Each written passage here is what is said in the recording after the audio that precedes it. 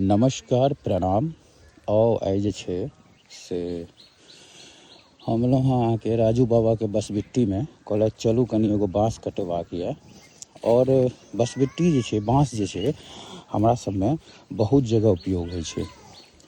पहला तो हमरा सबके जे जनऊ होइए, जनऊ उपनयन होइए जे ब्राह्मण मिथिलांचल में, तो मरबा बने छे बसकट्टी जे होइ छे से यह बाँस से। और बाँस जे छे से तुका कटा तो जात लेकिन भिजबै में बहुत देर भ जाय छे। यो आइ बाँस कटे ले लिए है। हाँ केहन युग परिवर्तन छै। हाँ कृष्णानंद के बाबू के 5 साल भ गेलन, 5 गो बरखी भ गेलन। ई लाल भाई के सारा छे। लाल भाई के सारा छन कत्तो छन से कृष्णा के नंद के बुझल छन। चलो दिल में छे ना यो बस अब दिल मतलब कृष्णानंद 5 साल में जे छे से अपने बाप के सारो देख लेने, लेकिन